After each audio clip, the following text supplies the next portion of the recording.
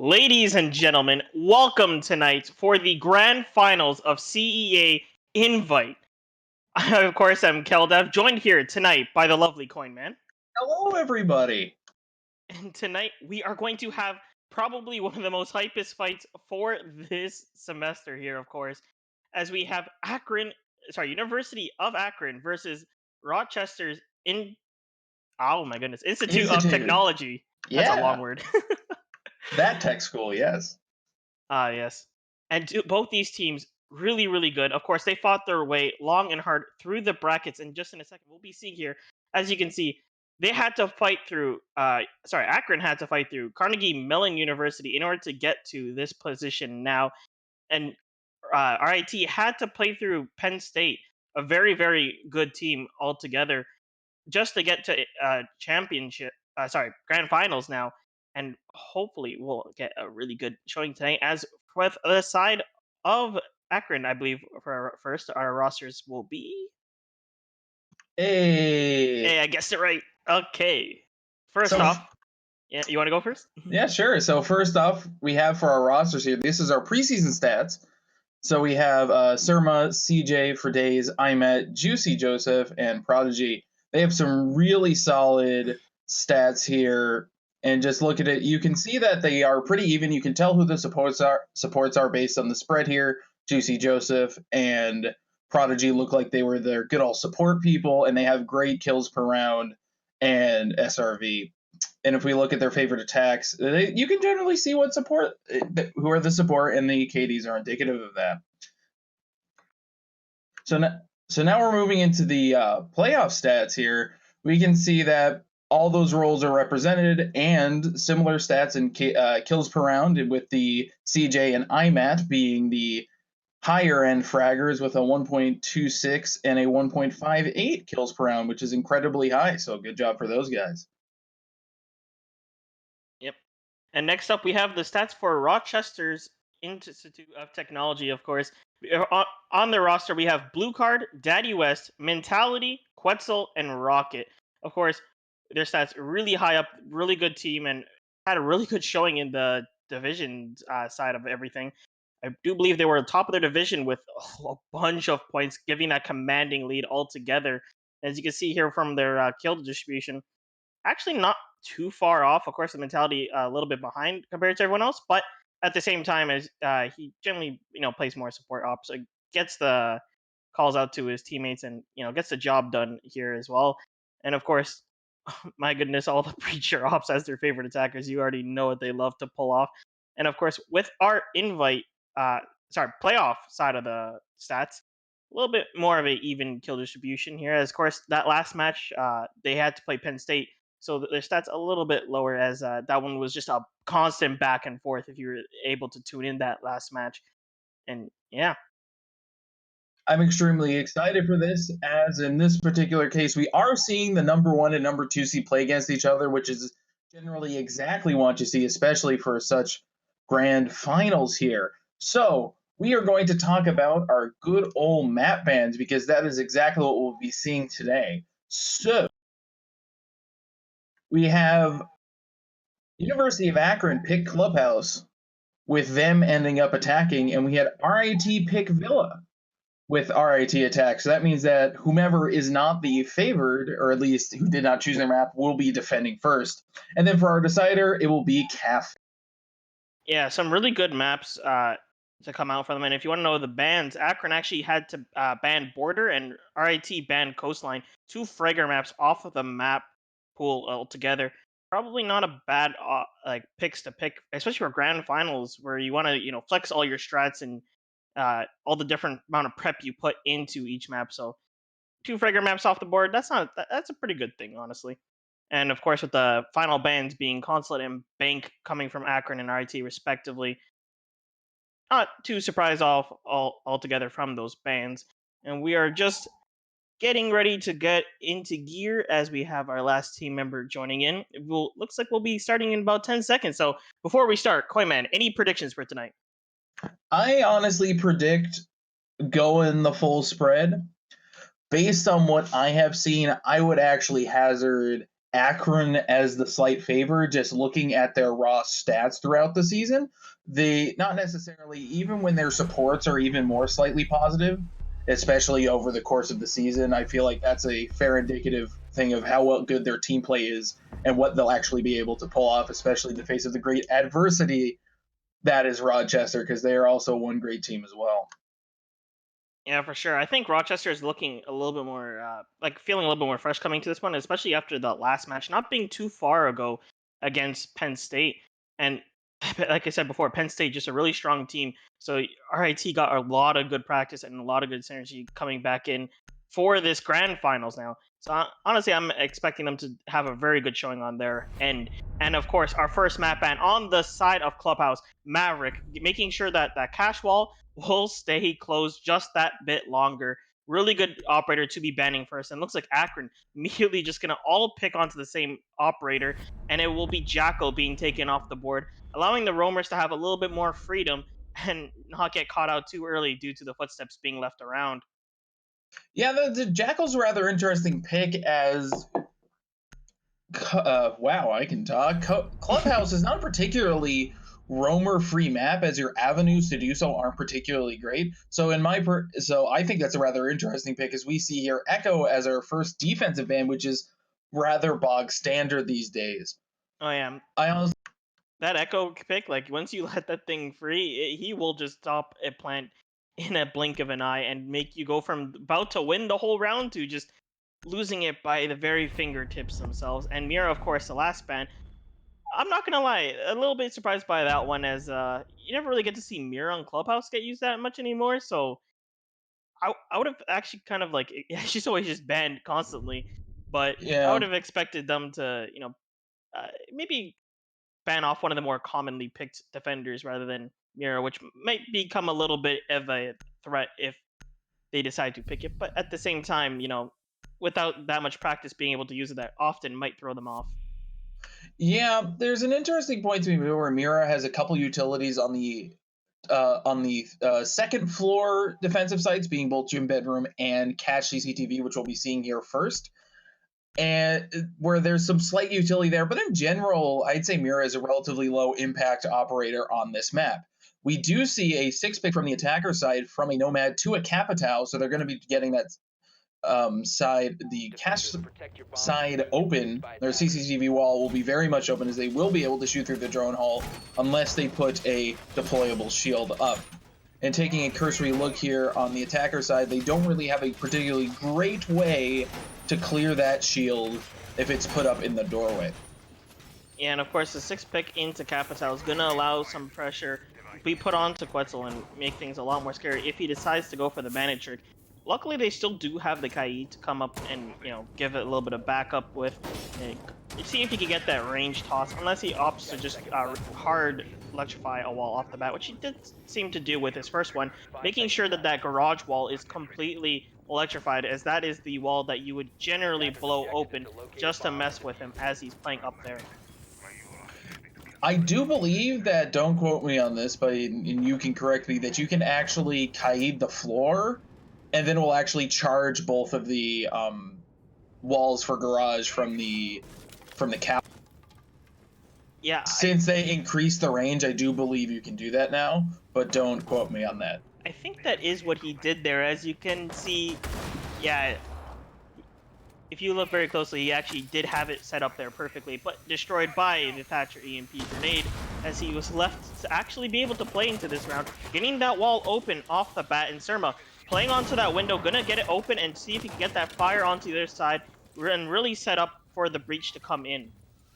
Yeah, Quetzal's a little bit trapped here, as now there looks like they're breaching over on the CCTV wall, and with the CC window open and the Capital going through, that CC is now completely freed and open up for the attackers.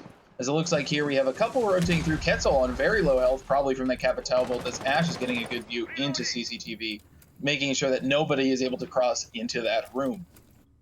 Yeah, looks like drones are going to be start working on to, sorry, that's blue card over there inside the top of garage, and some entries coming in from below from CJ, getting ready to just push him all together and get this Kaid off of the garage. Will he be able to get it? As it looks like Daddy West is in the hall, just waiting just outside. He's able to see a little bit of his body, but unfortunately, shots go across. Will just bring Blue Card a little bit lower on health as he's trying to play passively up there. Fire going off, walls open, and just like that, they pinched him out with Juicy Joseph taking the kill. Really well played from Akron to just pinch off him immediately altogether. Minute left on the clock. They're still looking pretty good with one defender off the board and the objective of the wall being open. Now they just have to start focusing on this push and getting the information to find out how exactly they need to push in and look around. As we still have Quetzal playing below and watching two of the attackers trying to enter from looks like pool and bar area, and might be able to catch at least one kill out before he decides to rotate back. But will he get it? As it looks like CJ just waiting for some intel and drones to get out before opting to go for that full push. As looks like Juicy Joseph going to be going for the plant on site. Quetzal going to push up but get taken down by CJ. And the plants will be stuck out completely. And at this point, Akron on the defense now. Going to have to stop this plant from going off. Daddy West going to take the head off Juicy Joseph. But iMac going to come up from behind inside construction, take out Daddy West. Revolts into the window, started shooting as iMac just trying to make sure that he could put down as much pressure as he can on Mentality. Last man standing on the staircase will get taken out by Hibana. And the first round goes to Akron. That was a rather good attack, I would say, as in this particular case, they were able to get the wall open and they were able to pressure the bandit off. Next time, I hope they bring a shield, because if they just have one deployable shield, then that would prevent the Kaid from not the Kaid, that would prevent the Capital from getting the bandit off the wall. As I do imagine, and as I see, they will be going back to CCTV catch. So that is the preferred first map, or first site, I should say. That was a relatively easy kill spread too. So that was a very much a team effort in terms of the push. And now they're just throwing the Capital straight out instead of trying to hide it here, coming from University of Akron. Yeah, and it looks like RIT is opting to bring the Wamai to try to counter the Capital and allow Quetzal to play a little bit more aggressively on this wall and not have to worry that much more about the fire arrows coming out. If he's able to predict the angle of where the Capital fire bolts will be coming out, he could at least take down two of the utilities of the of the Capital out if he doesn't. Actually, does he have flashbangs? Yes, he does actually. So he might be able to actually just use those flashbangs to burn out the Wamais and then just go for the immediate fire and actually in the end allow himself to get the wall as if nothing ever changed. We'll see how they'll play around this Wamai pick, as they did hard pick it and didn't really try to sneak around with it either. Importantly, that the only deployable shield did not go to protect the good old bandit, so that Capital will be likely free to be able to get that bandit off the wall, as we do see one of the Wamai things being placed by the drone hall to hopefully get the bolt. Now as we're starting the round here, it looks like we're doing some standard just entry into the first floor, and Juicy Joseph just hanging outside of cash, waiting for the opportunity to go up and get that wall. And it looks like they're trying to set up where they run the same things. Now the Hibana wall getting opened up, of course, but it looks like actually the Cade actually managed to trick it and stop the Hibana from opening it up by throwing down that charge on the floor, like he said before, and completely electrifying it off, using that timing to his advantage. Quetzal playing inside the wall, going to be starting to get pressured out by Ima and Surma, who both have this setup, and the Wamai's burned out. Looks like the wall will get burned off, and there goes the blast as the wall gets opened out. Quetzal going to be able to get out there with a lot more health than he did last round, so hopefully he'll be able to make a good adjustment from that. Importantly here, we have 2 minutes left in the round, and it's a 5v5 with Daddy West managing to get back to first floor as we have Hibana watching the rotate. Let's see if the Jaeger will be able to grab the Hibana from pool, and doesn't hear it, and Hibana does hear it, and you do take a reasonable amount of health here as Blue Card manages to take out Sirma. Looks like from the main door there, as they now are getting garage open with the second thermite charge. We got a couple people hanging around bar, and we have full control of the upstairs still, as they have not particularly entered the building really successfully. Now that the Capital is gone, they don't have any more smokes, which doesn't particularly matter that much with the Maestro there, but it does allow for at least freer movement. And it looks like the flashbang is going to burn out the ADS that was protecting Blue Card there, but he will find the head of Prodigy, taking down the Thatcher off the board. Not too big of a high impact character to get rid of at this point, but it looks like Daddy West can take down CJ as well. iMac going to run into sight, taking down Blue Card and get the refrag for his buddy. And at this point, I'm at a Juicy Joseph. Last two on the attack, trying to make this push come out and hopefully bring it home for themselves for the second round. However, there's still 4 attackers or defenders left alive, and looks like Rocket will just take down Juicy as he shoots from the cash room as well. I'm going to try to walk up, sees a little bit of his arms, but unfortunately can't get the shot. We'll try to just play inside sight and hopefully get a shot off, but Rochester with Rocket killing off the final 2 attackers. Really well played from Rochester for this round. It looks like that they did manage to pivot into a more applicable strategy for when the window's open, which is good. Also, that the Kaid was able to hit his shots. I think that was a really big factor as to why they were able to win. Because even getting the first frag was likely the most important, because that gets rid of a Capitao and an early operator, and just buying time for them to be able to acclimate to the hole being open in CCTV. So now, since they won that, we're going to see Church Arsenal maybe trying to fade a gym bedroom with that castle pick, and trying to maybe fool them a little bit with the good old 6 pick, as I imagine that castle will be 6 picked off into something a little bit more useful, which is Jaeger, importantly played by a different person than when playing upstairs, so that may throw them off a little bit. Attackers need to locate and looks like with the basement hiccup, they didn't really go for any 6 picks exactly for on the side of Akron there, but will they get thrown off? I'm not quite sure if they'll fall for it, as you know, at this point you see a castle get hard picked, you're kind of half betting on the 6 pick a little bit, especially when it's open. But of course, you know, you guys got the mind games, you know, maybe I'll just stick it and just go straight up to gym. You know, it might actually work out, and they may actually just overthink it and expect the basement even that much more. But it looks like they still will be sticking with the pretty good roster in order to be taking basement, as they do have the Thermite and Hibana able to get rid of all the different amounts of breach that you could be using. Of course, Hibana, the king of the hatch, is just going to be, or sorry, queen of the hatch, is going to be able to just open up every single hatch as much as she can, alongside Prodigy, and Thermite going to be able to open up dirt and any other angles on the church that they feel like they can go for in this case. And yeah, Surma with the Nomad as well, just being able to watch those flanks just in case either Mentality or someone goes for a late flank. It is important to note that it does not look like they will be impact tricking, as the only person with impacts is not anywhere near the kitchen hatch, as we do manage to get a tag here from Surma onto Quetzal on the rotate from the peak hole upstairs, which is a really early kill, which means that the upstairs is likely 100% free, which is rather unfortunate in this case for the defense. As we see Daddy West rotate back downstairs, it looks like we're going to see a 4-man hold into the basement. Yeah, it looks like Daddy West was trying to put down a little bit of pressure before just leaving. They're opening up the wall and the hatch, making a lot of noise, so that the Nomad of Surma has to be a little bit wary and wait for the drone to push up before him. But it looks like they will clear out the top floor in no time, and at this point they're going to start focusing all their utility on pushing downwards, as we have all the hatches and whatnot being droned out. CJ going to start walking to stock, as Daddy West waiting at the bottom of these main stairs. Will he catch Surma out? Doesn't look like he will be able to, and does hear the Nomad Jabber get placed onto the wall. Unfortunately, it's going to stop him from being able to push, because the pressure of that Jabber alone is going to scare him away from just pushing in.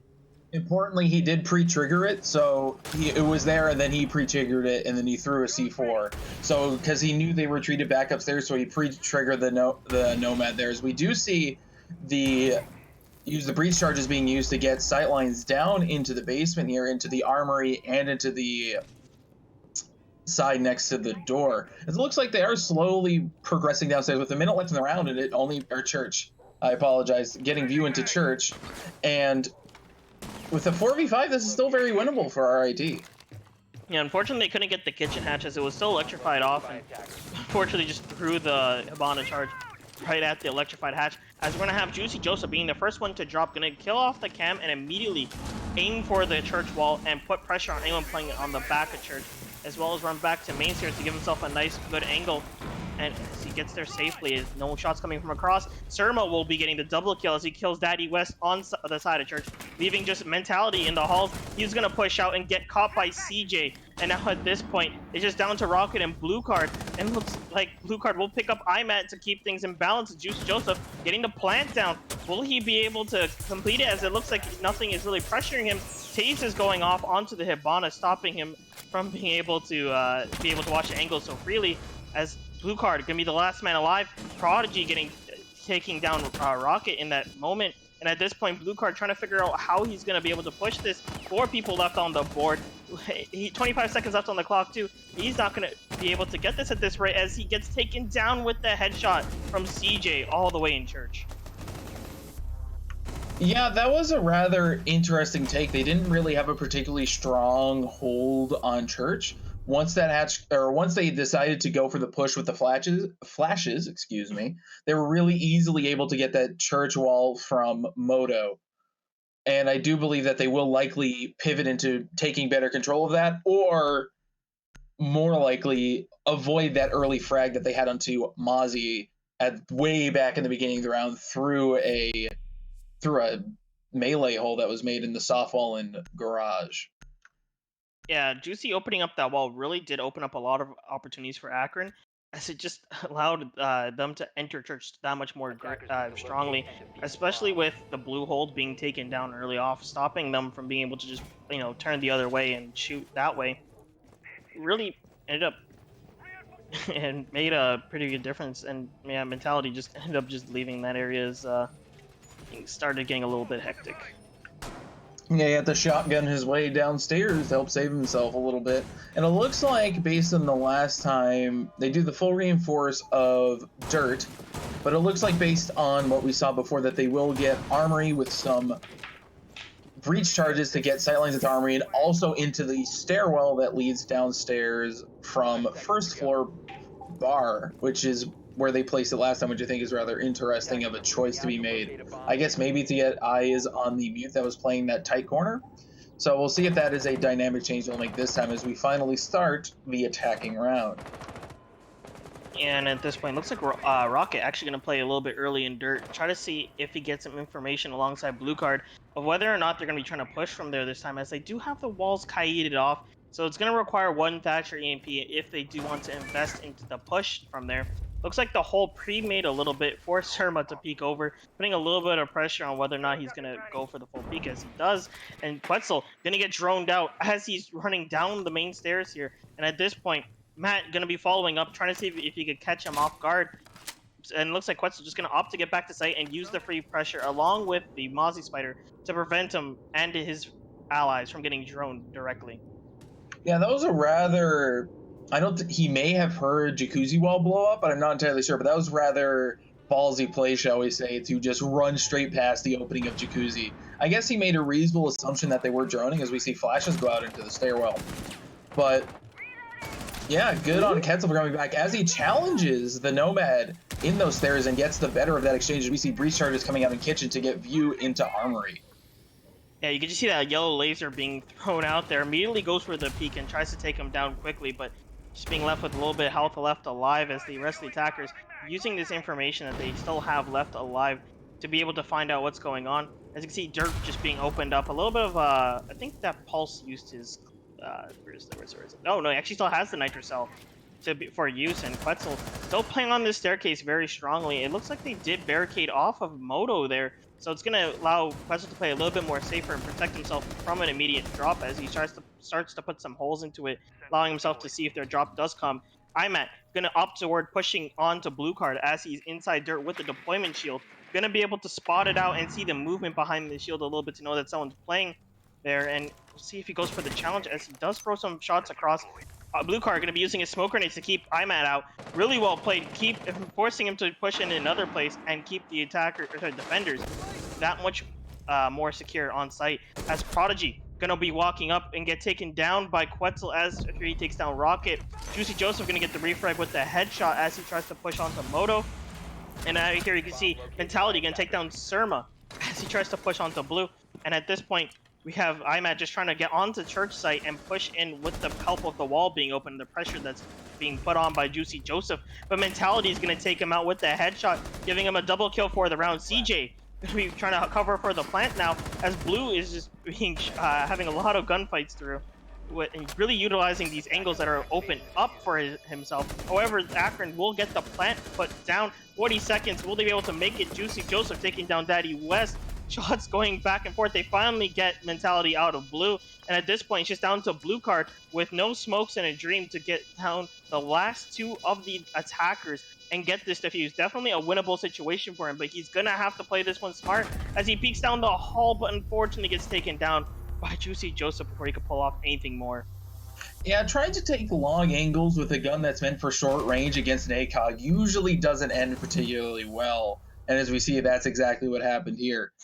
So now as we move into the 5th round here, we can see that University of Akron knows this map extremely well, as this is their map pick, and they are leveraging as much as they can, as it looks like they're hard picking the Capitao again to try and leverage the CCTV cache doorway again, as it seems that RIT has a habit of not putting a deployable shield there anymore. So let's see if they'll be able to realize exactly what's going on and leverage that particular situation to maybe keep that wall closed a little bit longer. And as you can see here, they're bringing on the same roster again, Mentality with the Wamai. Really, at this point, it's kind of necessary, and if they do want to hold the clubhouses. I mean, even if it only stops a little bit of the utility coming in and, you know, it's a temporary fix, it's still a lot more utility that will pay off in the later rounds, because a flash in the last 10 seconds compared to the, you know, first 3 minutes, very, very big difference, where, you know, 10 seconds left, you get flashed, you're now thinking that you just immediately lost. Definitely could end up turning the tides by just burning out that much more. And it looks like they will be opting to put two Jaeger ADSs there. So if they do try to use the flashbangs to burn it, they'll actually just end up burning out the ADSs and allowing the Wamai the Wamai disc, I can't remember what it's actually called, to burn out just the Capitao darts. But I'm actually not too sure about the order if it'll actually no, it should catch first, technically. I do believe that the ADSs are instantaneous, so as long as it's a projectile that isn't a dart, I do believe the ADSs catch it first, and also that Wamai was moved to the other side to be more applicable to under the drone hole, as far as I can tell. As we see a push into stock, or at least maybe breaking up windows, they are going to make a reasonable attempt to get CCTV open with an early C4, it seems, from Bandit. It looks like they accidentally got rid of one of the discs from Wamai there. Mentality going to be able to put down another one, thankfully, though, to cover at least one of the fire darts. Ooh, CJ going to get shot up by Mentality covering the staircase. Looks like they're going to be going for the wall, and will they be able to get the trick? No, they will not. The smoke dart going to get caught by the Wamai charge, and the fire going to be placed just to stop him from being able to think of anything that he could pull. Drone going to be played out, getting a little bit of the positioning on the Wamai out here as they start to get their push a little bit more formatted with the right operators. Yeah, as we see here, we're in a 5v5 with health slightly favoring RIT, as this was the exact situation they were in before, as the Bandit was able to rotate out scotch-free. So now it looks like they're trying to push out our good friend on the catwalk here. See Capitao representing that as well, as Juicy Joseph manages to get Daddy West from downstairs, and another Mentality as doing the wide peek from the stairs down from Cash. And it looks like Juicy Joseph may be trying to get the third here from the Bandit, who's playing in the main entrance here as Prodigy gets a blue card within this exchange. Let's see if the Bandit can end up winning this. And while we still got a minute left in the round, Ketzel on extremely low health. Get the triple kill on Juicy. Unfortunately, the chance at an ace was taken away from him as we have Diffuser down with the Rocket getting the double kill onto Prodigy. And the good old Capitao with the gigantic magazine gun, as now we're in a 1v3 situation with a LMG trying to do the power plays. The Bono rotates to try and get the plant down. Looks like Rocket, you're going to be getting the information off of his camps on the locations, but however, not going to be able to clutch out against IMAT, just gunning him down before he can even get anywhere close to his planter. And Akron taking another round. That's a 4-1 now for Akron on this side of attack. Things not looking too hot for RIT here, as generally speaking, you know, at this point, we're pretty much obliged to always say that every map is, you know, defender favored. And with Akron just taking such a strong lead on attack, things are looking a little bit spicy for RIT altogether.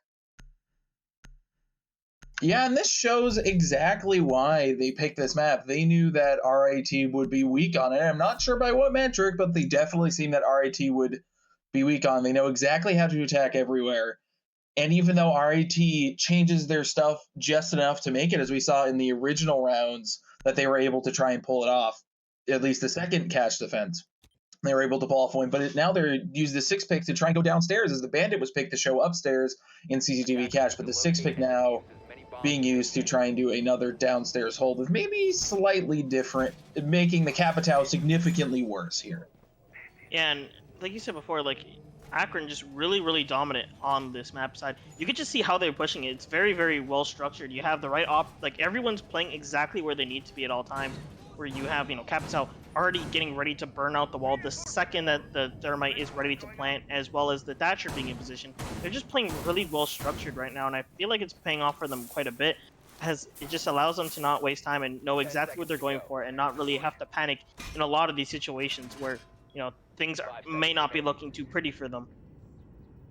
Yeah, and as we start the attacker side, they now have realized that everything is downstairs. The Thatcher will definitely have to put in a little bit of overtime to be able to pull this off, as he only has 3 of those grenades, and there's dirt plus the pile of hatches, so you're not really going to have a good shot. As there's a pile up of people down in dirt, as you manage to get the Kaid, timing it perfectly. That's a rare sight to see, as doing the late Kaid to get the thermite charge, as that is one of the detriments of the Kaid, is that you cannot Kaid trick a thermite charge. And just being able to have the pulse to be able to call out perfectly when he's beside the wall just to plant it, really well played from RIT, using the information that they have from that operator to its fullest, stopping one of the thermite charges. And at this point, considering how Akron has been pushing in the past, it's actually going to make a big difference, because now he has to decide, do we want to devote the Thatcher EMP grenade to open up the dirt and not open up the wall on Church, or just not be able to push from dirt altogether? And it kind of looks like they're going to be opting more towards just getting that Church wall open, as it's been winning them a lot more rounds, and definitely putting a lot of pressure alone just by opening that wall up. As we can see some drone work coming out, and Quetzal going to be opting to play a lot more closer to site this time, as the previous attempts did not really work out too well in the early rounds. Yeah, but no, the Capitao getting a little bit aggressive, as we did see the stock hatch being opened. We saw the Habana pellets, and that sound did go off. So blue now has been opened right up, and that was an interesting use of the Habana hatches, as now we see the breach charges coming out and some of the Ash utility being used just to try and leverage those stairs, as we see Quetzal managing to get Sirma. I'm not entirely sure from where. Probably an upstairs late rotate, as far as I can gather. Oh, he's downstairs, so he shot back through the... Oh, he just pushed down into main stairs. Huh, doing the aggressive peeks. Let's see if the Ash will also be got with the proning position here, as it seems they're getting the wall with the pulse trick again. Oh, lordy. Them strong plays. Oh, that's so huge. That's so big. That means they cannot get Church Wall open, as both of the thermite charges are down. So this push is going to be extremely difficult at this point, as they have to do things the normal way, which is a lot harder, especially when your hatches aren't particularly open and you don't have smokes and a whole host of other lack of utility with only 30 seconds left in the round. Yeah, and that entire wall not being opened up is going to allow the defenders to sit nice and pretty on site and be able to comfortably rotate, as I'm going to be pushing down the Church hallway. Will he be able to catch one off guard? It looks like some shots go into Quetzal, taking him out, but unfortunately will get retraded back by blue card, as CJ and Prodigy going to get 2 kills themselves. 2v2, Mentality taking down CJ. Just 9 seconds left on the clock. 1 man left alive. It's just down to Daddy West, as Juicy Joseph going to be going for the plant here. Action getting thrown across, as, oh my goodness, Juicy Joseph going to finish him off too as well from the whole of the other side of site. Actually, was that opened up? I think he may have just gotten... Oh, no, that was open. Okay. For a second, I was going to say he just sprayed at the wall and just got him, but really good adjustment from Akron. Things were not looking too good, as like Daddy West and Rocket together just doing so well to completely stop that thermite from being able to get anything across, just being exactly where they needed to be able to counter that thermite charge every single time. Really well played, and really good idea of mixing the 2 operators together. Such a strong showing from RIT there. Yeah, and at this point, it's a 5-1, which is a very Herculean task to do, especially on your opponent's map. It's going to be one heck of a time to be able to pull this one back, as we've seen Church Archel being chosen first, is trying to do the offsite here, and with a Buck being chosen with no frag grenades. So they have no frags on the attacker side right now, which we did see represented on Akron. And RIT also seemed to take the same route, but Buck, instead of breach charge, is going to be used to get all the matches open. Yeah, Defenders and protect as the you can bomb see here, and defuse gonna be by picking the attackers. basement site first, as this site is quite, not too bad to go first, especially with the little mix-up, as a lot of people would expect you to go into cash room first, as that is generally the more default one. So definitely not a bad site to go first as well, and allows them to just play really aggressive on site and just sit there and hold it for as long as possible, and you just force RIT to waste their time droning out, making sure that they're not going for anything fancy here, as this is still their first time attacking against Akron for this match tonight. 10 So seconds left before at this point they could easily expect quite a bit of unexpected plays coming from Akron, as especially with the little amount of detail what they're going to be going for objective today. is to locate the bomb and defuse it. Yeah, it was good.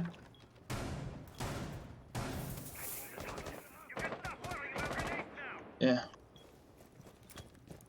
Yeah. So just an important note here that this wall specifically, it's very difficult to impact her because that bar, for whatever reason, is like a support bar. Like you see your horizontal bars coming in from when you do above or below peaking. So you can actually sometimes just hit that instead of hitting under it, which brings the blast down. So it's very, very difficult to actually properly do that. Yeah. So the other method that we saw, which used both a pulse and a kite, which does require two operator picks, is significantly more reliable in that respect, but requires a lot more coordination and effort to do. So notably, it looks like they will be attempting to impact trick that wall, just due to how that is set up, as it seems the attacker's side in Rochester taking the slow roll here with 2 minutes left, and I don't believe they've really entered the building yet, as far as I can tell. Okay, they've looked like they've gotten third floor, they've cleared the second floor out, as they're now progressing down the main stairs. And you can see here the amount of drone work and information going to be required at this point, just to really try to figure out the positions, as all the information is left up in the air at this point. So it looks like they will be getting a blast onto the staircase from IMAT. I do believe that did require his nitro cell. Yeah, it did. I'm not too sure if he had like intel, if or trying to open up that angle so that to prevent anyone from pushing in freely. We'll see how it ends up playing out. As he does have a shotgun, so he actually could make quite a bit of havoc through this one hole itself, using his guns here. And it looks like we're having him just hold it and just wait for someone to see if they will fall for the bait. As Mentality and Rocket going to be starting to push towards stock and get those areas nice and covered, and as well as open his Quetzal, going to make that rotate just to cut off a little bit of the travel time between the two sites. As now we have the push starting to slowly start to form around Akron from all sides. Yeah, importantly, we did get an early smoke use, so before the drop, a smoke got pushed out. And now it looks like we're going to be the party time as we do the traditional 20-second metas. We are going to see an attempted impact trick here, and it was successful in this particular case. That was some tight timing, yikes. But very, very successful in that respect, as we see a smoke getting dropped down as Quetzal manages to take out IMAT, and Blue Card getting CJ for days. And now we're in a 3v5 here with 30 seconds left, as we are in the full 20-second meta here, as we are doing the nutty push here, as it looks like making his last stand, the Legion, as Prodigy manages to get Daddy Watch to be able to get that last impact trick. So only there is one tiny hole inside that bar, and not a whole lot of holes that people can walk inside. With 13 seconds left in the round now, everyone's moving in here. Quetzal getting some damage, Mentality, and all the fights going down here as the diffuser now has been dropped by Juicy Joseph, just proning behind the bar. Oh boy. And they don't know exactly where he is, as one more runs into Juicy Joseph, and a third runs into him. Oh no. Just really good recognition from Juicy Joseph as well, I want to point out.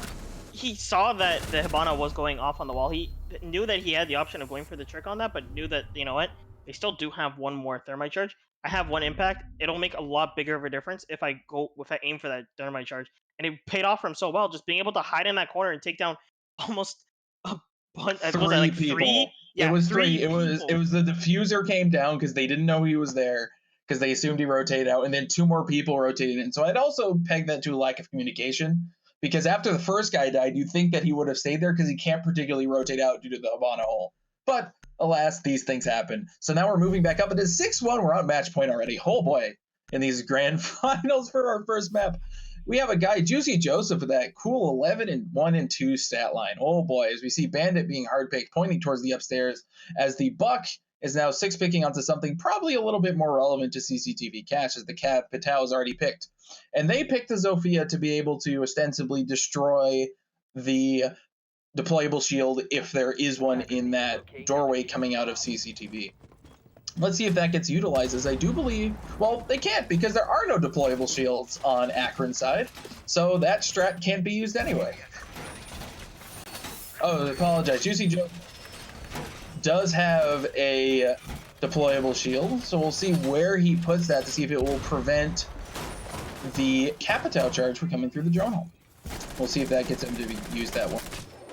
Yeah, and I just want to point out here as well, like, even though that this is a 6-1 in favor of Akron, RIT has been doing pretty well every single round. So they're definitely not to be counted out at this point in the match, as they definitely have been going down to the wire every single time, every single map. It's just a matter of, in terms of their defense, it just allowed Akron to plant a lot of the times, and it allowed Akron to regain the favor if they were down, or in cases where they were just, you know, straight up dominating. It really just sealed the deal for the side of RIT. So definitely a position they could come back from, as I'm at. Oh no, he didn't get the spawn peak, and unfortunately got taken down by Rocket, allowing the early 4v5 at this point. It's a big lead to take if you're RIT here, especially with the Doc, a scary operator with the ACOG and Stims just allowing himself to infinitely stay alive off the board. Pretty good op to take out at this point. Yeah, and important to note here that he did whiff the first spawn peak, so they knew where he was as he did shoot into the fence, so you could hear that. So he was just trying to hold and was slowly retreating back up the stairs as he ended up getting pushed by Rocket in this particular case. Now it looks like the Hibana is rappelling up outside of CC, as the Bandit may end up throwing a C4 that way. We'll see if that ends up happening. But Garage has now been opened, and we are in a significantly more interesting time, as no Kaid was picked by Rochester here. As we see Juicy Joseph contesting the CCTV windows, it looks like we got a bandit trick going off, as it was successful with the smoke here, as Daddy West manages to take out the bandit, which now means that CCTV will be opened, but with one thermite charge as the cost. And definitely a good trade if you're RIT is that one, you know, technically speaking, both your thermite charges in this situation are for that wall, because there is going to be a little bit of loss, and even if you do get, like, you know, the first one open first try, then second one, either you're going to open up the other part of the wall, or you're just going to, you know, keep it in the pocket, just for the sake of, there's not really much else you can get opened up, just like the Maestro getting opened up inside of Garage Raptors there. Getting downed, but not out, but not really that much on the defenders to be able to revive him cleanly. CJ going to be going for this peek as the revival went off, and down he goes to the Claymore, but he will be picking up mentality on his way out, taking down the Capitown. A lot of utility for IT, but now it's just down to Juicy Joseph as his partner is down. Will he be able to clutch us out with just explosions and shots being thrown all across from every single angle? Oh my goodness, down he goes as blue card. Gonna finish him off alongside the crossfire that I believe that was a Thatcher's Sledge was holding. Oh, sorry, Thatcher that ended up killing it. Interesting aside. It is interesting to see the good old bullpup being used by the Thatcher, as the AR is currently the Thatcher gun of preference by many professionals. So good to sticking with your guns and what you're familiar with. So now we're going back to CCTV cache, as that narrowly unsuccessful map, I'd say, or attempt, as the only real fault. Like, even after the Doc died early, that was still a relatively tight defense. Bandit got one, and then the Bandit was driven out by the Capitao into the waiting arms of the Hibana on the CC window. So now it looks like the Vigil from IMAT is going to be 6-picked into something less roamy. Maybe the Doc again. We'll see exactly how this turns out, or maybe we just see the powerful 6-pick Vigil into Vigil. But no, it is 6-pick onto Ella, not Mozzie. Very interesting choice here, that they are not using information denial in that particular case. Yeah, What? Ella's just like a really good operator, just being able to hold down those short areas, and she has a really strong SMG, as well as the concussion mines, being able to kind of give out the information and help, you know, reduce the power of the entry that RIT might be able to bring out here. So it's going to be interesting to see how Ella is going to be incorporated, as this site is a small site to be held down, so it could actually work out if he still puts his concussion mines onto the site. But he still does have the option of maybe, you know, throwing it somewhere a little bit more random, as I think he's, let's see, is he soft 3? Okay, no, I was about to say he might be putting one on that garage door, but looks like he's just going to open it up and kind of give the pressure as 5 seconds to go. I'm at himself also just be sitting on that wall. Cool. As now we move into the attacker phase in this particular case here, as let's see. It looks like they're going for an early garage opening, which is rather indicative of at least trying to pin the Maestro up there, as the Maestro looks like he's just waiting on his cameras as they're getting all the, garage is just being opened as we see shots coming out, and Bandit just holding his guns, or colossal car battery more accurately, as it seems like the Zofia is making the run all the way upstairs to possibly get a better vantage point to try and clear out the other side. Ooh, better vantage point to CC. That's a rare one to be seen, or at least particularly uncommon.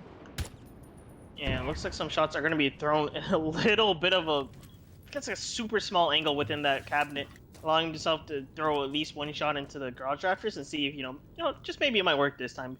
You miss 100% of the shots that you don't take. Oh, actually, my correction. She ended up taking a Wamai charge off from the site through that small little angle that that the Zofia managed to be able to get from there. It looks like Daddy West already ready to start smoking out Surma.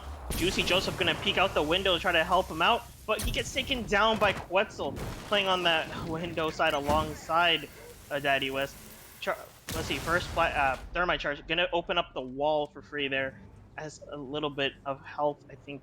No, actually, no, it's just Quetzal that's hurt there in that situation. Surma opted to run downstairs and hold from that staircase and stop them from being able to push in so freely. Looks like he will get spotted out from that drone, however, as he tries to play back up more towards site. Yeah, there's an interesting point where they did make the push. Mentality managed to get Prodigy downstairs, getting a little, not even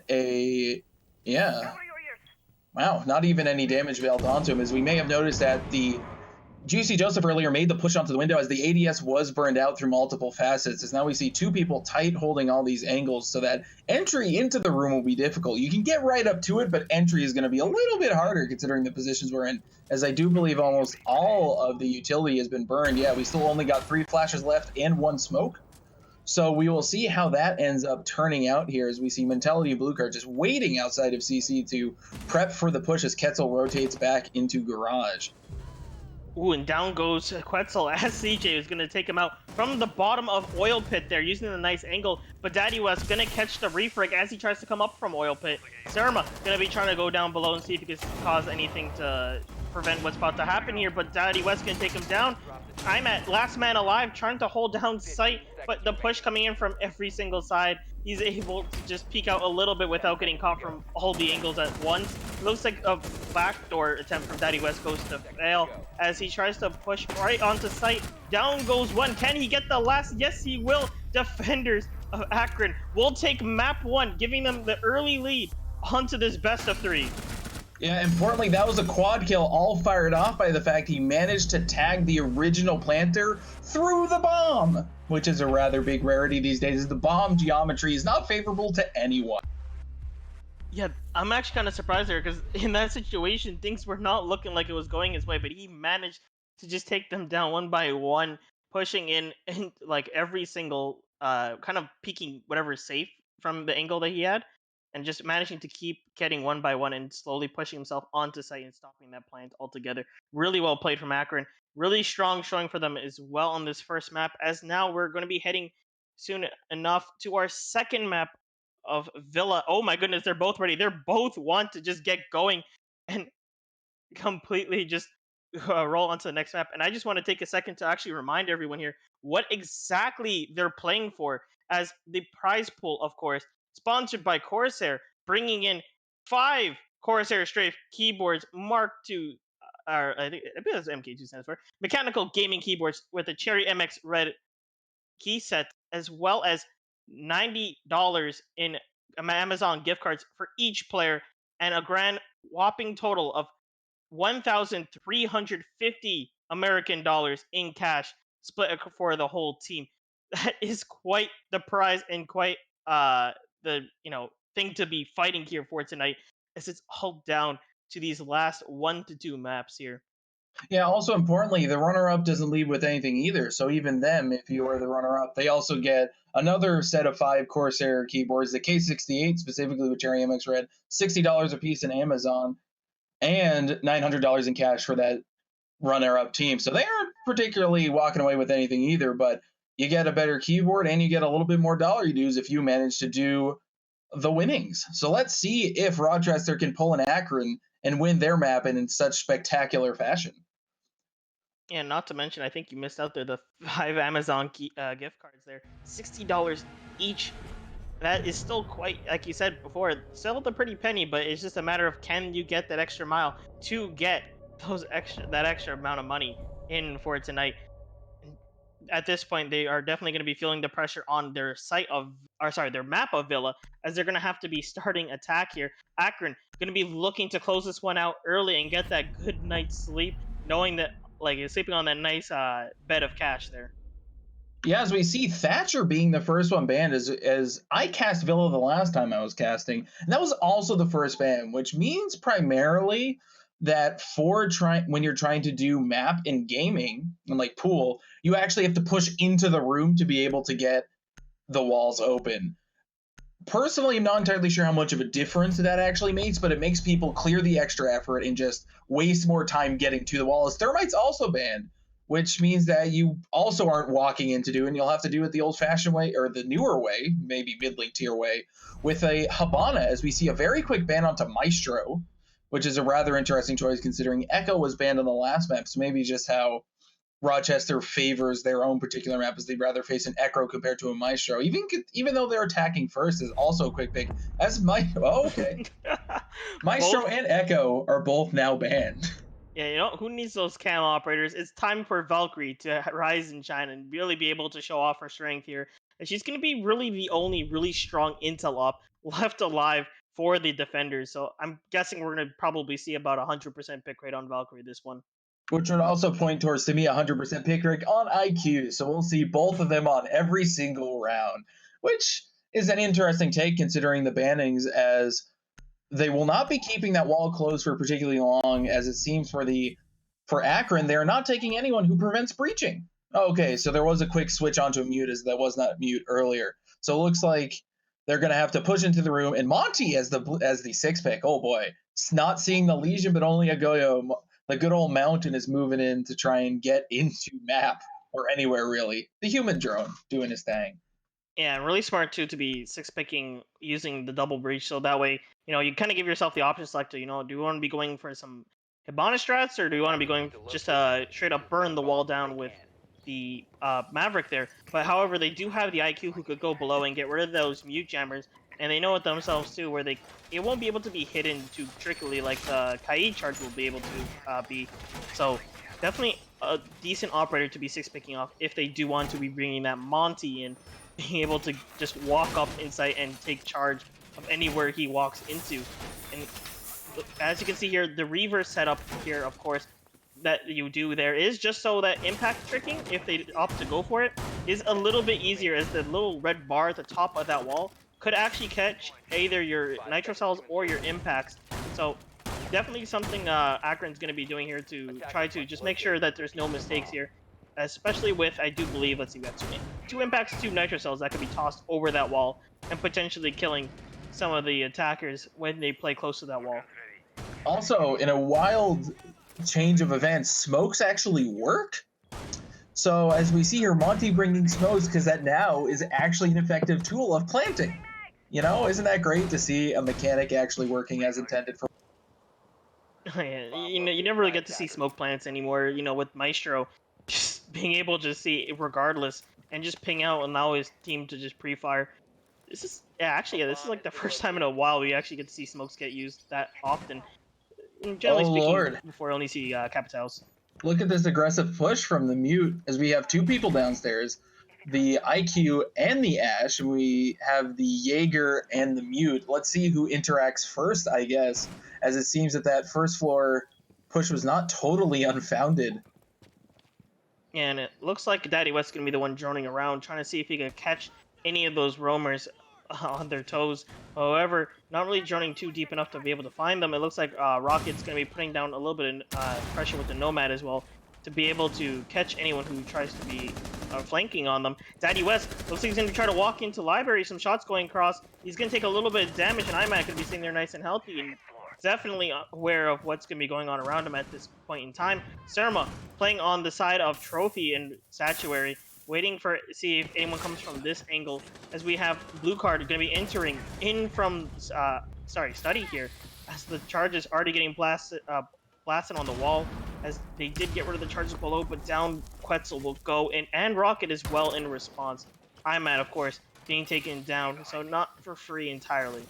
Yeah, the first floor push, they all ran into each other in that red hallway downstairs, and that caused a rather violent exchange.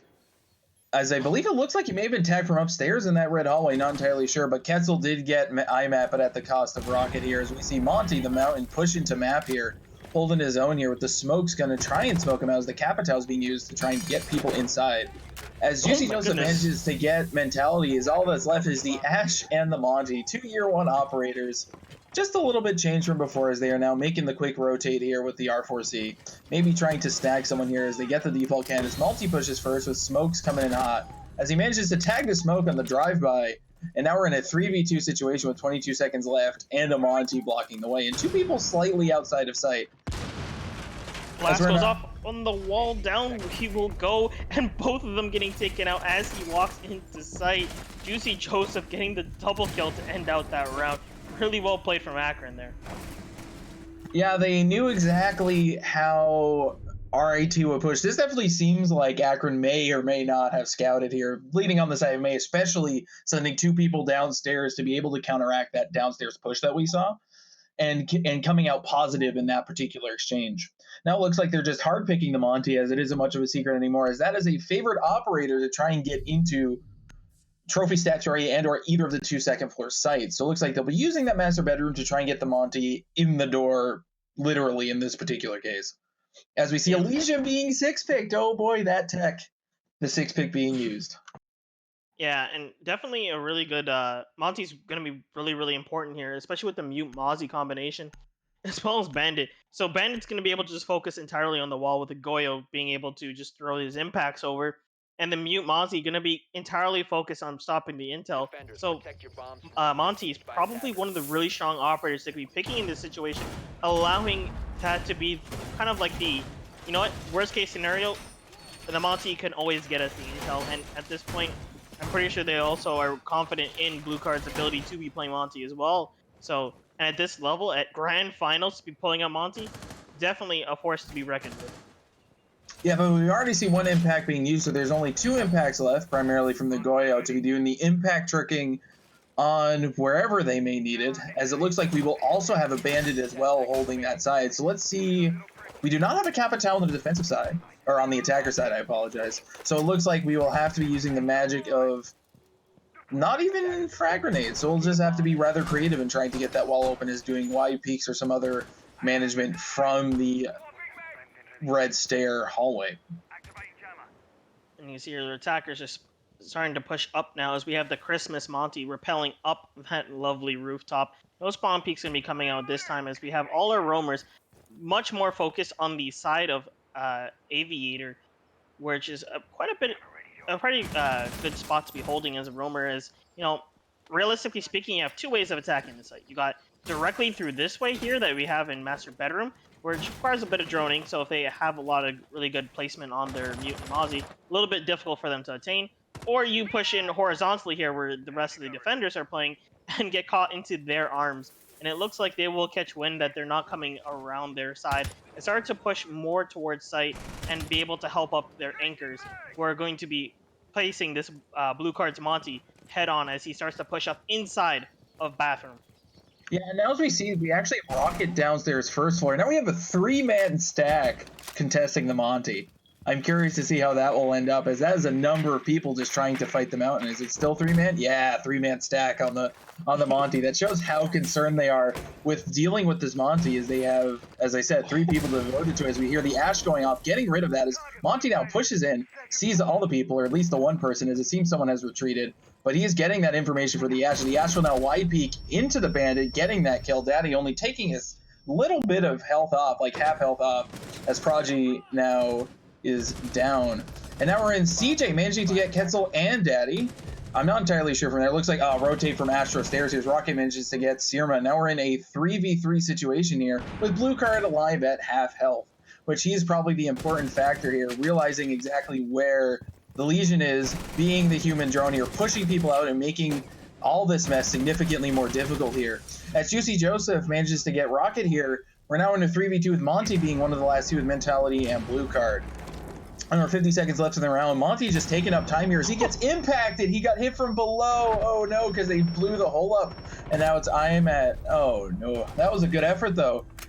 I didn't realize that you could blow up the floor and then throw the impact under the shield, which is what effectively happened there. That's a new thing I haven't seen before. So yeah, that's a rather good strat that I don't believe Blue Car had seen, nor I had seen. So now we're in a 2-0 favoring Akron. Yeah, really well played on them as well. Gonna be trying to keep this defense lead going as Villa, of course, defender sided. Definitely not the end of the world for RIT to be losing out this early. However, we are now heading into Dining and Kitchen, the third site of Villa, and a lot of people's least favorite site. So if RIT wants to keep their head in the game and be able to take this one back, this is the site to pull this off. In grand finals, we have a little bit of pressure on you at this point where you're really going to be wanting to walk away with that nice paycheck coming in. Yeah, and now we're at an interesting point where this is really the make or break moment as to whether or not they can do the tertiary map, as we see the powerful 6-pick of Zofia onto Zofia. But the tertiary site is really where what makes or break these maps, because that's why you usually see a 4-2 half.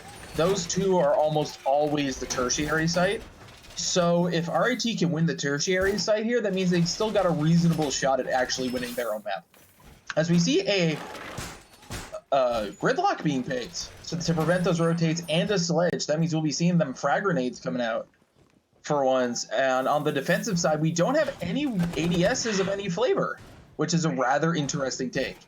And Surma is going to be able to get the nice spawn peek through the drone hole onto that drone, getting rid of that nice, lovely intel that they can be getting. It's always fun to watch one of the defenders just spend their entire prep just aiming at a drone hole, waiting for someone to come across. You can see on the other side just 3 drones chilling out there. Fortunately, one of them will be going down, as now we will be getting the round underway with Surma using that pulse scanner, going to be trying to be looking for any of the attackers out early and be able to coordinate to his team which way they'll be pushing. Looks like he does get a whiff of all 3 of them pushing toward that basement window. Meanwhile, Rocket and Mentality are going to be pushing from the other side, as I think Rocket might be up. No, never mind. Going to be opting to push into Laundry there, using that window being open, as now you see Surma getting that intel confirmed that there is a Monty inside of Pantry, as you can hear as well. The first melee hole being opened up so that way Blue Card can get the information onto site, while Surma still just checking out in this corner, seeing all those little heartbeats flying across. And I do believe that is a person running around in the basement from that heartbeat. Yeah, and Doc getting a good hit onto Rocket here, being put to low, peeking from all the way over the main foyer of the map here, managing to get some good tags onto Rocket. Rocket's at low health and will have to be significantly more cautious here, as it looks like Doc is just waiting for Rocket to swing back around unless Rocket jumped downstairs with a good friend Monty here. And it looks like Blue Card going to be pushing up a lot more onto that doorway. First smoke getting deployed to stop him from being able to get inside for free. CJ going to be getting that kill onto Daddy West. That's the Ashdown, as he was looking like he was going to go for a rotate onto the window. Just the blood spatter. Oh my goodness, actually just going super far away. I think that's Rocket's blood that we're seeing right there. Quetzal just making sure that he's not still playing that location before peeking around. CJ looking like he's going to be watching the basement stairs for the side rotate that they could be pulling off with the pressure that they have. Yeah, now with a minute left here, as we see a frag grenade getting Juicy Joseph. Hey, frag grenade's doing frag grenade things. With the smoke down, and he did use 2 of his cans. So that means that you're going to have a little bit more free reign for the Monty to move around, as there is only 1 C4 left in Prodigy, as the frag grenade gets his friend, I think, almost. With a little bit, because he had to turn away from the frag.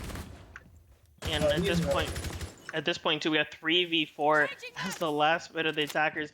Rocket single low health. Will they be able to push this one in? 40 seconds left on the clock. Looks like they're trying to be pushing in from these basement stairs. However, the majority of their forces are focused on it, so Rocket going to be trying to go for the flank around that way to relieve a little bit of pressure off of them. As we have IMAT just holding down behind the bomb. Rocket in the perfect position to get the flank on him soon as IMAT going to take down Quetzal first. And down he will go Surma, catching Rocket on the flank before he could get it going. Now it's just down to Mentality sitting inside the basement stair area and not going to be able to push in so freely, as we still have, oh my goodness, Surma just on the camps, spotting him out and just having a nice live chat with his team, letting him know exact positioning. And CJ going to be able to finish this one out. That's 3-0 for Akron there. And now at this point, that's a perfect rotation. Yeah, this isn't looking too hot for RIT right now. They really got to reset their mental game and just swing back and win 3 in a row here, or at least 2 of them anyway, to be able to get back into the favorable side of basically this map here. As we're going back to Aviator Games, as we're seeing a Maverick being picked instead of the Monty, seeing that Monty isn't working, and a Ying. Zofia. I wanted some variety. But it looks like we're going for the likely more reasonable pick. Yeah, a likely more reasonable pick of not Zofia into Ying, which means that they might be doing a little bit more of a hot breach, as they saw the habit of not bring too many ADS operators, so it should be fairly easy to burn those out and let the Ying just fly. Yeah, and Ying definitely a very scary operator in this current patch, where she has 2 smoke grenades and 4 Candelas. So even if she does run across a ADS, okay, we'll just toss the smoke at it and just burn it out. Then we'll start throwing in the Candelas, no problem. Oh, what, there's a second Candela, or there's a second ADS? No problem. I'll just keep throwing Candelas until one of them sticks through. And just a really, really scary operator on attack to be fighting against here, and really strong to be pulling out on a 6-pick as well, just so that the defenders aren't really setting up in favor of a Ying being brought out. So the ADS is definitely going to be a lot more spread out across the map, as we already have one there placed inside of the study door into the hall. And we'll see how things will be able to play out. Yeah, and now we just started the round here, and let's see how quickly the Ying gets sniffed out here, as they have the full suite of basically every throwable under the sun on the attacker side here, except for IQ, who lost the frag grenades to a Claymore. And then we have 2 people playing an Astro, and it looks like we're doing a full commit from master bedroom and bathroom side here, except for one person who is lagging behind, seems to be coming up the rear. Maybe first floor, but likely also pushing with the rest of the squad. You know, it looks like Surma's getting himself into position to come and get this nice flank onto the attackers who are pushing into master bedroom. As it looks like, one little small angle, so close to catching from the far angle there. Surma gonna be pushing in towards statue now, playing on that wall as he has his partner Imat playing inside of Astro. But down will Ash go from Daddy West there. Down will Surma go from Daddy West as he takes down the Valkyrie. Quetzal gonna take down Imat. That's both the roamers gone at the expense of the health of Quetzal and Daddy West. Pretty good trade there. Yeah, also important note, there is one more guy downstairs. As we saw through the blue outline, there is one person chilling down in like the kitchen, coming back up Astro stairs. That is CJ, trying to get them hot takes in with the good old SMG-11. As it looks like Ying now covering that flank here, spraying downstairs to keep this CJ down where he belongs, mostly not where the attackers are. As now we're in a 5v3 situation with a minute 30 left in the round. Let's see particularly people open as blue card tagging through the hole in vault onto Juicy Joseph. Oh boy, this defense is falling apart a little bit here, as we are now in a 5v2 situation here where we got 2 SMG-11s versus a pile of ARs and ACOGs. Woo boy. Yeah, this is definitely RIT's round to take here. As some shots going to CJ, spotting him out. He's going to have to rotate back in through study. And it looks like, oh my goodness, Prodigy going to go for the risky peek out with the shotgun. Sees him from across the map and hops to just, about this if you try again. Looks like CJ going to be trying to go below and getting that nice C4, but doesn't catch anyone as Prodigy catches the IQ. Blue card will catch CJ. Now it's just down to Prodigy. Last man standing for the side of Akron. Will take down Rocket, but will he get another? No, he will not. Rochester will take that round with Blue card finishing it out.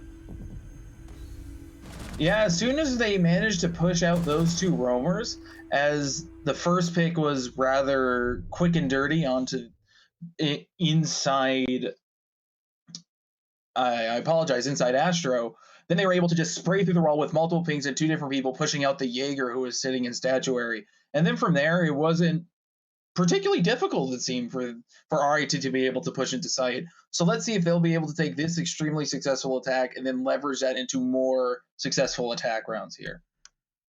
I'm going to see the pick back onto Zofia from Mentality.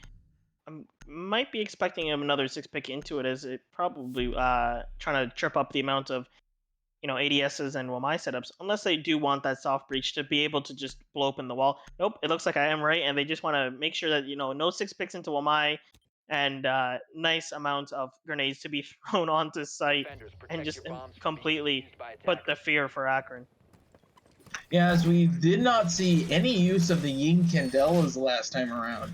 I really want to see a Ying thrown in and Ying doing the Ying thing, as that is something that is quite the rarity these days. And yes, that rhyme was mildly unintentional. And it looks like we're gonna have the same amount of setup, except I do believe that Vigil being brought out is gonna be for the first time here from Akron on this site, as gonna help him be able to get away from all that intel and kind of make RIT kind of have to take that prediction of whether he's upstairs or downstairs, as this is a very roamer happy site where Attackers are moving whether or not a out. Vigil is upstairs or downstairs could actually be very big, as he could be chilling downstairs with that ability on, tripping up all those drones, and they'll have to push slow. But it looks like Surma gonna just run out with it, takedown mentality, and there goes the Ying off the board. Really big pick there, and the first, I believe that is the first successful spawn peak for Akron tonight. Yeah, that basically puts a big hole inside of RIT's plan. Is that came out unscathed, and there was not unscathed. It looks like they fought, and Surma's now really low here, but functionally he's still there, which makes him a significant problem here. Using the IQ to try and find where the Vigil is, one of those pieces of hot tech you don't see particularly often these days. Just trying to find all the fun stuff as he's trying to shoot the C4 and misses because of the floorboards. Oh no. The floor is the worst enemy of the IQ. Yep, it was laid the other way on the floor. Yeah. The cam there to give out the intel of when to detonate. Really good play there for the side of Akron, as IMAT also going to catch Blue Card's head as well, putting this into a 4v2 situation. Really good for Akron, as looks like CJ just going to finish it up with 2 headshots back to back on the final members of RIT, and at this point putting Akron in a quite the comfortable lead in this situation. And now we just have 1 round left on Akron's defense. They're going to be looking to close this one out on a 5-1 for this half, and hopefully for them they will be able to get it, as RIT definitely not out of the fight just yet, as they are just trying to hold as much as they can until they can get their turn on defense and take that advantage right back. Yeah, as we're moving into Trophy Statuary, which is the one site I do believe that RIT had a reasonable shot at being really close to winning, aside from their 1 win over in the good old game and map room, as we see the Legion 6-pick onto the Jaeger, kind of 6-picking to hopefully prep for the Ying, which may or may not show up here, moving from 0 ADS to a number of ADSs, which is rather important, as we do see 2 frag grenades coming out and a whole pile of throwables, including Zophia's concussive and impact grenades. So it looks like they are going to be doing a reasonable hold over on the game's map side here, at least a couple reinforcements just to slow down the attack side a little bit, though they do know that the attackers in RIT have a habit of coming from master bedroom. We'll see if that holds true in this particular instance. Yeah, and probably we'll see those nice peaks from afar, as they did try to go. They did go for it as well when they did hold down the kitchen site. It did work out for them, as they did catch, I believe that was Gridlock. I can't remember who was playing it exactly, but the Gridlock from the side of RIT. And as you see here again, the double defenders holding down the Aviator pool side off the bat. Yeah, that's a rather brazen ADS, at least for its original placement. It looks like it was taken up from the door of Game Room. Here, as Blue Card is just holding it hard and is going to get the Maverick, maybe even get a 2-piece here, as they just was obliviously rappelling up that wall and getting a good shot onto a rather common rappel spot, since they didn't know where they spawned, which is a rather unfortunate early pick in this case. Yeah, Maverick off the board means RIT has no more hard breach here, and this is a site where hard breach is just so important. It's going to be a very big hill for them to be able to climb back up and keep themselves in this, as Akron going to be sitting a little bit more comfy on the information that Maverick is no longer in the game to be played. It looks like another pick will be going for Juicy Joseph, as he takes down Daddy West there, as he tries to push up the looks like basement stairs, that is quite the shot to be nailed there, as he is, as you can see there, around the bicycle storage area of from below. Actually, oh my goodness, did he jump down the hatch? Yeah. Yeah, so he had a good view from the hatch in this particular case, as Matt manages to get mentality here as this round is just falling apart. The loss of those frag grenades and just general hard-reaching utility early as we got a tight angle here, slightly peeled off here by the Jaeger. And now we're just in a 5v2 situation, probably just trying to refuel here. And now Matt getting a second here. Let's see if he can tag the third. And is currently unable to here. But Bandit getting the last kill as Defenders now win in another 5-1 split here in this half as well. And that's a solid yikes for me, Captain. At this point, like in the game, this is RIT's time to wake up and be able to bring this one back, as they only have one round to lose freely, and after that there's no more mistakes. And at this point, Akron is going to be looking to close out this grand finals on a 2-0 with a very dominant lead. That is definitely something you can feel proud about going away from this. And at this point, RIT, this is grand finals. This is your time to shine. You have defense on Villa. You got a Goyo 6 pick coming in. This is like, the moment. Yeah, you just got to pull out all stops, and you cannot let up. As from right now, you cannot, functionally, you can't really let them win around because you don't want to go to overtime. Overtime is really not great for anybody, and especially if you're down a map, overtime's even worse, as we see a dock being picked here. May or may not be going for the spawn peak here. We'll also see where that camera gets placed. So we'll see exactly. Yeah, so, and also importantly on that note, Akron will be on defense for the overtime, so Akron will get the favorite side, so it is ill-advised for Rochester to go to overtime here. They just cannot afford it. 10 seconds to insertion. Yeah, and at this point too, nice drones just all chilling out together by that staircase outside there. Round will get started, and at this point, RIT definitely feeling the pressure. We'll be seeing a nice setup, looks like, onto the Aviator side, with some reinforcements thrown onto, Trophy there. 2 Goyo shields placed right there in Aviator, stopping a push from coming from the door freely, and also, both doors freely, as, either one, if they decide to push, you just pop one, and I do believe the blast radius is wide enough to pop both, allowing them to just fire off that entire side of the area of the site, and also denying any plants if they try to sneak around them. Yeah, important to note here, it looks like we are seeing a master push here with only one roamer on that side playing a statuary, as the Ash is likely going to push right into that Jaeger. And we'll see exactly how that turns out, as we see Ketzel, who was playing on Aviator stairs, getting pushed out by a drone here. Let's see if the Jaeger also gets pushed out here, as the connector in between the two sites is being watched by IQ from a stand I totally forgot existed. As they are doing a solid 2-man push here to try and push out the Jaeger, who I believe has...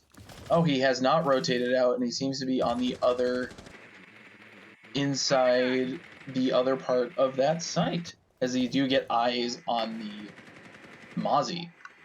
Yeah, the roamer's just repeatedly getting... or Mozzie from Quetzal over here, repeatedly getting droned down and spotted. He's just on the constant rotate, keeping himself nice and mobile, so that way Akron can't pinch him as easily. Really well played from Quetzal, but my goodness, he's probably having a whirl of a time just running left and right around this site, really utilizing the rotations that it is set up for him, as he's going to be able to hear the Zofia and the drone coming toward him. It doesn't look like the drone did catch him out, and he will throw some bullets across and immediately rotate again, making sure he does not get pinched and stalling as much time from Akron as humanly possible. Looks like we got blue card sitting down in 90 corner, as Imat's going to push up on him and just take him down with the drone, keeping his position in check, as well as the nice little deployable cam being destroyed there. We're going to have an entry attempt coming in from Surma, going to get taken down. Daddy West taking down CJ. 3v4, 1 minute left, as Daddy West will be taking down Juicy Joseph. Quetzal trying to rotate back inside from the staircase. Imat going to stop him altogether from being able to pull it off. 50 seconds left. Imat going to be trying to push onto this site as much as he can, as Prodigy going to be coming up from behind and be able to push onto the other angle and really allow the defender's attention from being split here. And now we're moving into the last 30 seconds here, as we're basically trying to fight it as mentality. Rocket going for the overhero mentality is using the AUG here to possibly push out and making some slightly more aggressive picks. As I said, you got to pull out all stops. You can't really take there is no last full measures. You got to commit everything you got here in the last 15 seconds, as they are just committing into the map side push here. Two people just running in. Looks like they will get the plant downs. Daddy gets the triple, and I don't know if that was a quad. It was not a quad. Rocket getting the last one there. I believe it was a 2 and a 3 piece in this particular case here. And 2-2-1. Ah. the roam from Quetzal really stalled out quite a bit of time, just keeping himself on his toes and causing the drones to keep being used and, droning out, making sure that every single area is clear before we have any of the attackers pushing into it. Really good job on the stall that he was able to pull off there, and just a really good job at holding down that site, using those Goyo shields to their full advantage, stalling out for such a long time with a double burn there. And it looks like we'll be heading into our next round of trophy statuary coming out here for tonight.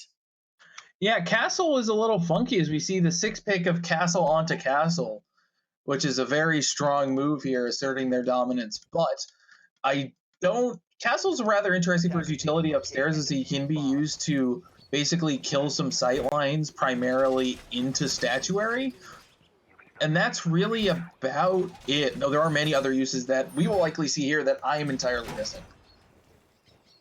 Yeah, and it looks like we'll be seeing a little bit of rotation being made open onto the side of Aviator. So whoever is roaming on this half of the map will be able to get a nice clean rotate between the two areas. As generally speaking, you could kind of get a little bit, pushed into the arms of another attacker in that area, as it's a lot more linear. And as we see, just the hook armor and less of gadgets being put down as we start into our round. Yeah, I think it is mildly interesting to see that Castle does not have impacts, which means that he will not be the one impact shooting on the wall, also considering he has the super shorty to be able to open up above the wall into master bedroom. So it looks like they're castling off Games Room just to get them a little bit more safety from those sidelines here, as we're just rotating out and still keeping the full top floor control currently, with Smoke playing a little bit more aggressively in the corner over there. And that castle barricade kind of also forces Surma down this way, unless he wants to spend the utility to be able to push into Aviator. Looks like he's just going to follow the route that's left for them by RIT. It's Quetzal playing inside Vault with that rotation, going to be peeking down the long angle. Will Surma get caught out by it? It looks like Quetzal will actually opt to just run back as the drone work is coming in and swarming the entirety of the map. As we have Rocket throwing out some of the impacts, trying to get rid of as much as Hibana pellets as he can. Looks like he could not catch the bottommost pellets, leaving out some floor holes, which actually might spell danger for both sides, as I do believe they both can use those angles to their favor if they prone from afar, as the rest of Akron going to be pushing in from the left side, sorry, the south side of the map, and just try to be able to capitalize on their push. Yeah. Yeah. If you look closely at that setup, they actually cannot get through the Hibana pellets, as that little hole is not enough, and it looks like blue card might be getting a pick here, as well as with IMAC throwing some shots across, and Rocket already down off the board as well. 1 minute left on the clock. We're gonna have Mentality starting to put some pressure in from Astro, making his presence known, and IMAC just trying to be able to flash this one out and be able to take down the smoke and stop the stall that's going on for him, as he is dying to just reach straight into sight, throwing the breaching round in for some damage. Will actually down Smoke in that corner there, but he doesn't know it just yet, so he's going to be stalled for a little bit longer, as Juicy Joseph trying to push in front with his holes, but the little ledges are stopping him from getting in. So instead he's going to opt to just get the angle into the player inside Astro. Daddy West going to try to help out on site here and just peek onto those holes. Looks like he got taken down by the Hibana. Surma going for the plant here. 30 seconds left on the clock. Pretty good pace to be going for it. And 4v2 situation. Plant is down. Mentality seeing someone proning across site. Looks like it's IMAT, who's now taken down to low health, using that deployable shield in his favor, as we have Womai throwing the shots across into that connector, and Prodigy and the rest of the attackers just holding outside, waiting for those defenders to make a mistake. Yeah, now we're in a 3v1 situation here with Quetzal being the last one alive. He might be able to do it depending on if he does it. You see the pistol get brought out here. And yeah, manages to get the axe. Quetzal on the triple. He's going to have to ace this one out here if he's going to get it. Unfortunately, he is unable to do it as Sirma manages to get Quetzal. Now we're in a 6-2. which is an incredibly bad spot to be for RIT, is now we are on map point and match point for all the marbles, all the dollary dues, and we are just in it to win it now for both teams, because one team has to give every single thing they got, and on every single round the other team has a little bit of wiggle room, but they cannot afford to give RIT any space at all. My goodness. Tournament point for Akron, like you said before. This point, they're gonna be trying to pull up all the stops. Looks like we're going back into dining room kitchen. RIT gonna be trying to hold their last line of defense here and try to get the ball rolling, as they have to, like, quite a steep hill to climb. But defense on Villa is definitely a place where they can make it, and they're gonna want to, at the very least, they want to be able to go out with a good bang, and they're gonna hopefully be able to pull that one off here, as we have, Paul's gonna be able to get that intel like he's been getting, and just absolutely stop any of the surprise pushes coming onto site. Yeah, and it's important to note that the castle now doesn't show that they're going downstairs to dining, as they did use him upstairs in statuary for that site.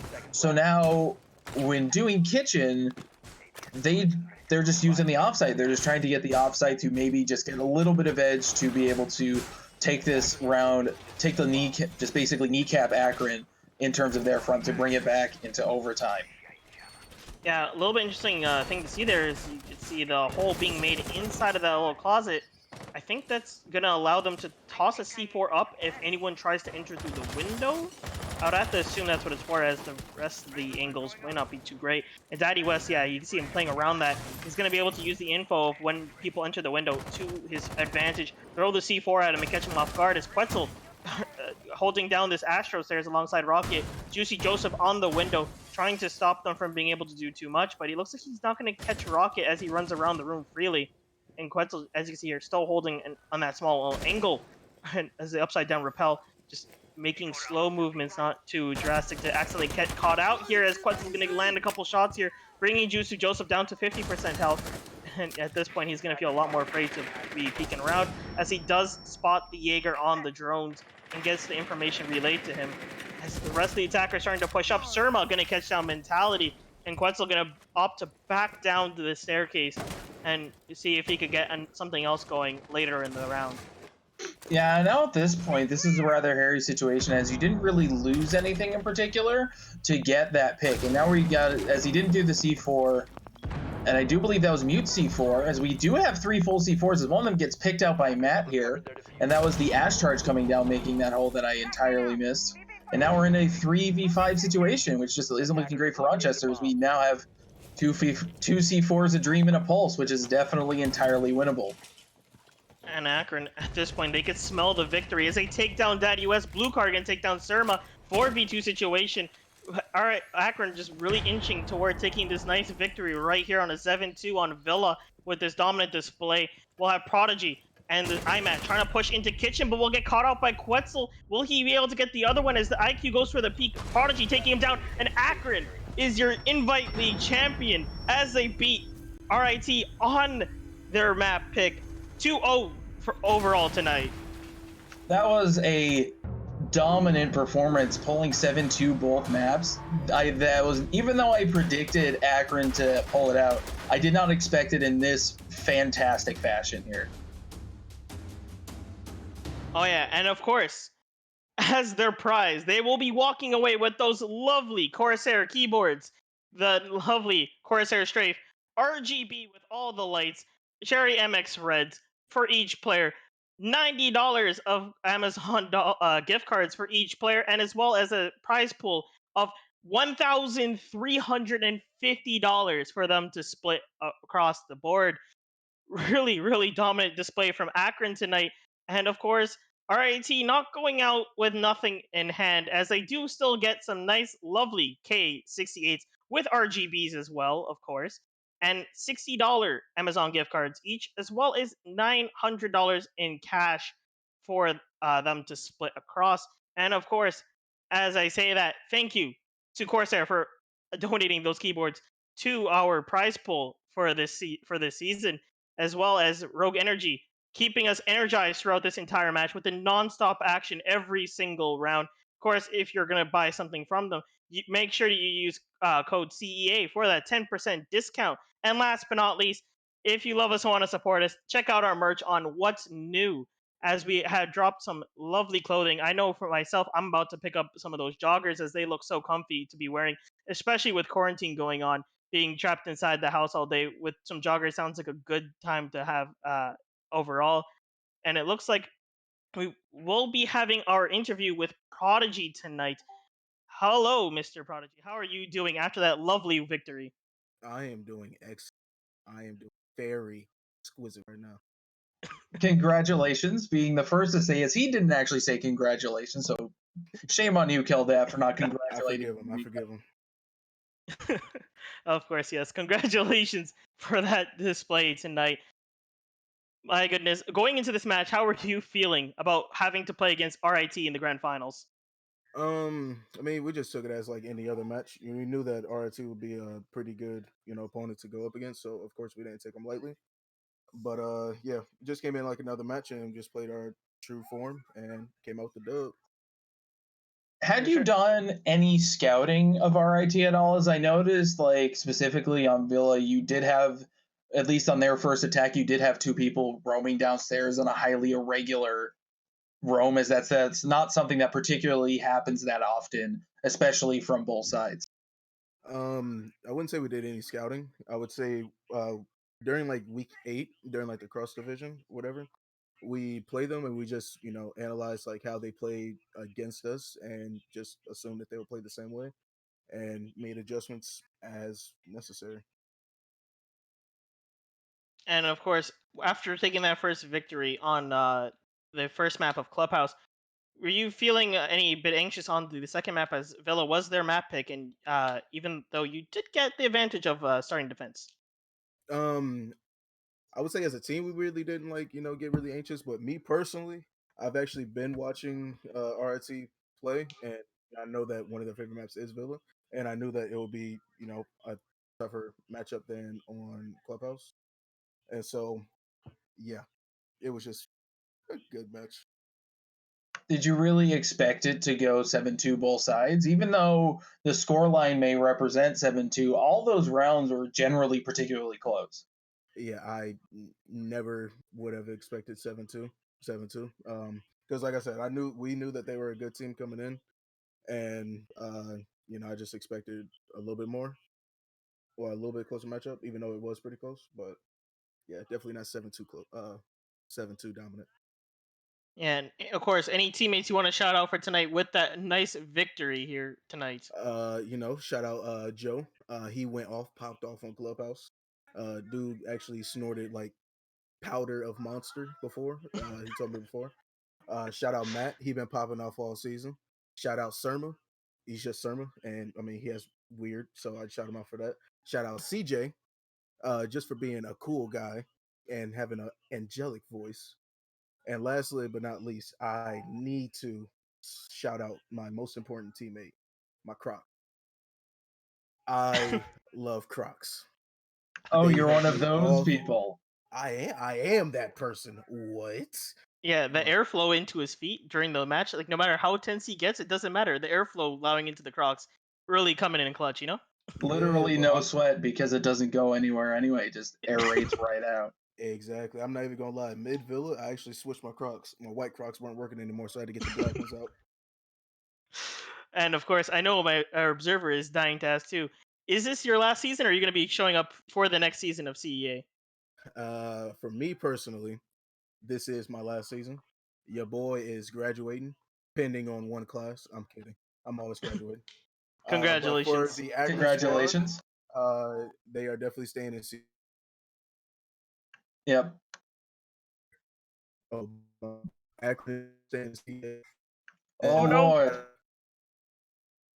the internet. No, internet, please. Okay. Keep going. Akron is back for next season. Okay. Great. Okay. We will And definitely the be very roster for next season is, I'm not even gonna lie, it's gonna be absolutely nasty. Of course, I and Yeah, and go? I am. Well, we'll figure it out anyway. But as I said, I am particularly very excited to see what you do to try and defend your title next season, because now you have a title to hold, and to defend, and to show off to all your friends here that shiny piece of paper you get to print out and show everyone, along with your bundle of cash and other goodies. Yeah, I'm gonna actually put it on my resume. Send it out to a couple CPA forums. See what happens. Ooh. Yeah, buddy. And of course, thank you for your showing tonight. Really, really well played from your whole entire team, as you shouted them out before. Just played absolutely out of their minds tonight, and really showed and just performed on all cylinders, all across the board. And thank you as well, Coinman, for coming out and casting alongside of me, as well as Carpe, of course, for observing, giving us his lovely eyes, and keeping us in the action as much as he can.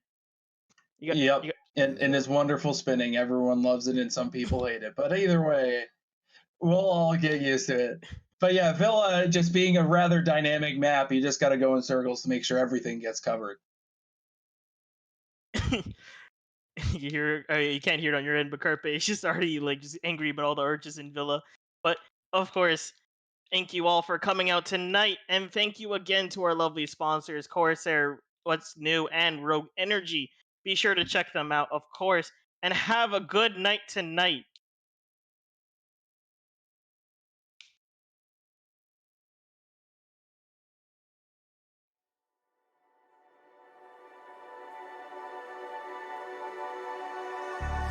Wishing that I could run away with you. Imprisoned by fear, just pull me away, pull me away. Secret fantasies of me and you. Will they ever see the light of day, light of day? I don't know where you are, but I will find you. I will find you.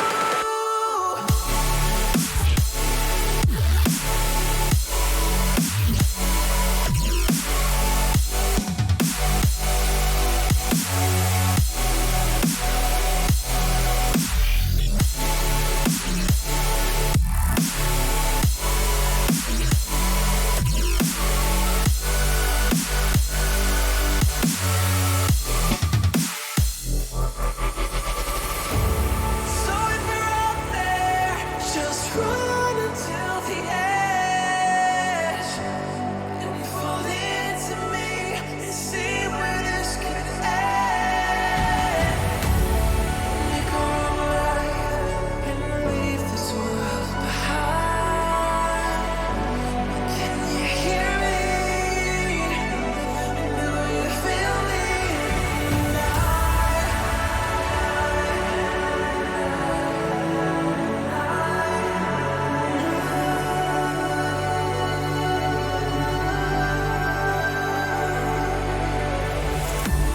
I don't know where you are, but I will find you. I will find you.